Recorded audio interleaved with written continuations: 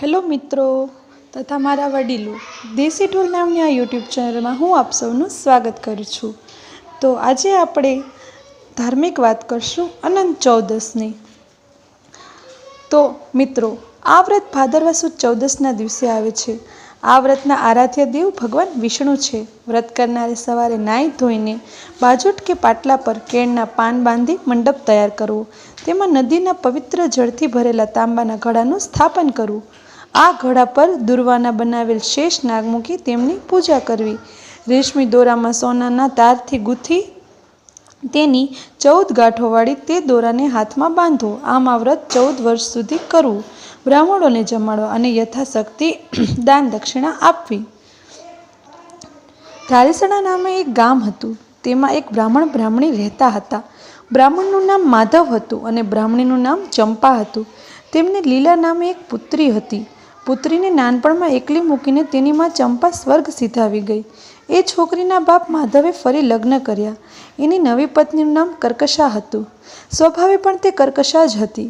કર્કશા ઓરમાન છોકરી લીલાને ખૂબ દુઃખ આપતી હતી અને તેની પાસે ઘરનું કામ પણ હદ ઉપરાંત કરાવતી હતી। નાની ઉંમરની છોકરી બિચારી નવી માને કશું કહેતી ન હતી અને ચૂપચાપ પોતાનું કામ કરી જતી હતી। લીલા હવે ઉંમરલાયક થઈ હતી, આથી તેના લગ્ન માટે માધવ મૂર્તિયાની શોધમાં હરતો, પરંતુ કોઈ સુયોગ્ય વર હજુ સુધી તેના ધ્યાનમાં આવ્યો જ ન હતો। એક દિવસ માધવને ત્યાં કૌંડિન્ય મુનિ આવી ચડ્યા। તેમણે લીલાને જોઈ અને તેના હાથનું માંગું નાખ્યું। માધવે ખુશ થઈને તેમના માંગાને સ્વીકારી લીધું અને લીલાને ખુશીથી પરણાવી દીધી। લીલાને સાસરે વળાવતી વખતે કર્કશાએ દહેજમાં કંઈ પણ ન આપ્યું, તેને પહેર્યા લુગડે જ વિદાય આપી। માધવ પણ પોતાની નવી પત્ની આગળ લાચાર બની ગયો। કૌંડિન્ય મુનિ લીલાને લઈ એક વેલમાં બેસી ત્યાંથી વિદાય પામ્યા। રસ્તામાં યમુનાજી આવ્યા, આથી કૌંડિન્ય મુનિ સ્નાન સંધ્યા કરવા વેલમાંથી નીચે ઉતર્યા, સાથે લીલા પણ ઉતરી। નદી કિનારે આવીને લીલાએ જોયું તો કેટલીક સ્ત્રીઓ પૂજા કરી રહી હતી, આથી તેને કૌતુક થયું અને તે પાસે જઈને પૂછવા લાગી, બહેનો, તમે શેનું વ્રત કરો છો? આ સાંભળી એક સ્ત્રીએ કહ્યું કે બેન, આજે ભાદરવા સુદ 14નો દિવસ છે, એટલે અમે અનંત ભગવાનનું વ્રત કરીએ છીએ। એ વ્રત કરનારે પુરુષ વાચક અને અનાજ લઈ રાંધવું, ત્યાર પછી એનાથી અડધું ખાવું અને બ્રાહ્મણને આપવું અને અડધું પોતે ખાવું। એક સૂતરનો દોરો લઈ તેને ડાબી બાજુએથી 14 ગાંઠો વાળી અને કંકુથી રંગવો, ત્યાર પછી ચંદન ચોખાથી તેની પૂજા કરી વ્રત કરનારે ડાબે હાથે બાંધવો। લીલાએ વ્રતની વિધિ ધ્યાનથી સાંભળી લીધી અને ત્યાં જ વ્રત પૂજન કરી પોતાના ડાબા હાથે દોરો બાંધી લીધો। ત્યાર પછી કૌંડિન્ય સ્નાન સંધ્યા કરી આવી પહોંચતા તેઓ વેલમાં બેસી ઘર તરફ ચાલી નીકળ્યા। ઘેર આવી પતિ પત્ની શય્યાસુખ માણતા હતા અને આનંદથી મસ્તીથી રાત્રિનો સમય પસાર કરતા હતા। ત્યાં અચાનક કૌંડિન્યએ લીલાના હાથે બાંધેલો દોરો જોઈ અને શંકાભાવે પૂછી બેઠા, તે આ હાથે શેનો દોરો બાંધ્યો છે? લીલાએ દોરા પર નજર નાખતા કહ્યું, અનંત ભગવાનનો, મેં આજે એમનું વ્રત લીધું છે। કૌંડિન્યએ તેના જવાબથી સંતોષ ન થયો અને તેને ગુસ્સામાં આવીને પત્નીના હાથેથી બાંધેલો દોરો તોડી નાખ્યો। તેના મનમાં એમ કે પોતાને વશ કરવા માટે તેણે આ દોરો બાંધ્યો હશે। લીલાએ તૂટી ગયેલા દોરાને લઈ દૂધમાં નાખ્યો। કૌંડિન્ય આ જોઈ ગયા। તેણે દૂધમાંથી દોરો કાઢી લીધો અને બાળી મૂક્યો। કૌંડિન્યના આવા વર્તનથી અનંત ભગવાન કોપાયમાન થયા।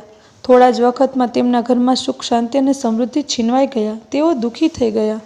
અન્ન અને દાંતને વેર થઈ ગયું। આથી લીલાએ પોતાના પતિને સમજાવતા કહ્યું, નાથ, આપણા પર અનંત ભગવાન કોપ્યા છે। તમે એમનું અપમાન કર્યું, તેથી આપણને આ દિવસો જોવા મળ્યા છે। માટે કૃપા કરીને ભગવાન અનંતને રીઝવો, તેમની કૃપા યાચો। પત્નીના વચનો સાંભળી કૌંડિન્યની આંખ ખુલી ગઈ। તેઓ હવે પછતાવા લાગ્યા। ત્યાર પછી તેઓ અનંત ભગવાનને શોધવા જંગલમાં પહોંચ્યા। ત્યાં જઈ તેમણે આંબાને પૂછ્યું, હે આંબા, તે અનંત ભગવાનને જોયા છે? આંબાએ કહ્યું, ના મુનિરાજ, મેં તો જોયા જ નથી, પણ તમને જો એ મળે તો મારા વતી પૂછજો કે મારી કેરી કેમ કોઈ ખાતું નથી, મારા ડાળ પર કોઈ કેમ માળો બાંધતું નથી। આંબાને આશ્વાસન આપી કૌંડિન્ય આગળ વધ્યા। રસ્તે જતાં એક ગાય મળી। કૌંડિન્યે ગાયને અનંત ભગવાન વિશે પૂછ્યું તો તેણે કહ્યું કે જો મેં ભગવાનને જોયા હોત તો મારું દૂધ કેમ કોઈ પીતું નથી એ પૂછી ન લેત, માટે તમને જો ભગવાન મળે તો એ વિશે પૂછતા આવજો। કૌંડિન્ય તેને આશ્વાસન આપી આગળ વધ્યા.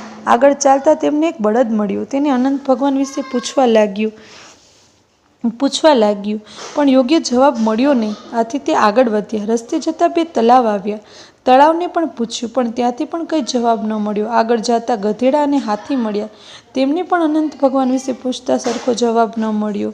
આથી નિરાશ થઈ કૌંડિન્ય ગળે ફાંસો ખાઈ આત્મહત્યા કર્યા જતા હતા. ત્યાં અચાનક તેમની નજર એક વૃદ્ધ બ્રાહ્મણ પર પડી.